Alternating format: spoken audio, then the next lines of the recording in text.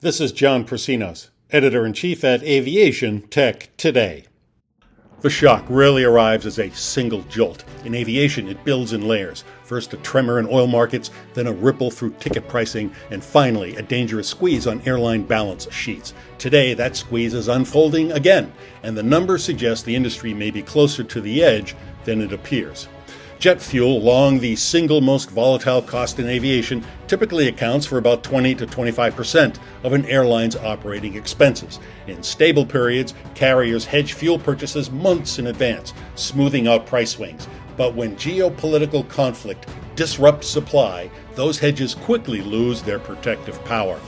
Since the onset of the latest Middle East crisis, crude oil prices have surged nearly 50%, climbing from roughly $70 per barrel to around $100 per barrel.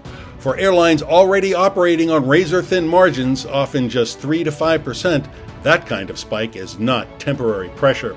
It is existential. A $10 increase in the price of oil can raise annual fuel costs for the global airline industry by more than $25 billion.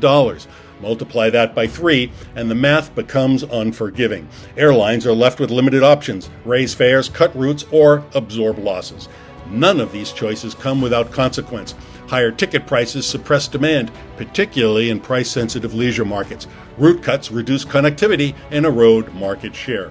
Absorbing losses, meanwhile, drains cash reserves that many carriers only recently rebuilt after the pandemic. The timing could hardly be worse.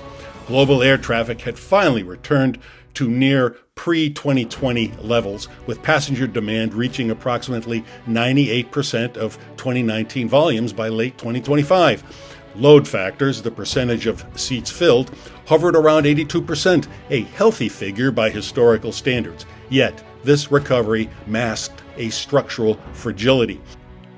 Airlines emerged from the pandemic carrying significantly higher debt, estimated at over $600 billion worldwide.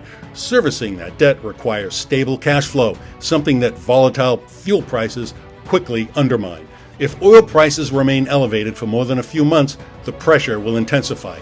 Cash burn rates will accelerate, credit ratings may be downgraded, and access to financing could tighten. Companies that will suffer, of course, are the OEMs, such as Airbus and Boeing, that supply the planes to the airlines. For more on this and other aviation topics, subscribe to my YouTube channel.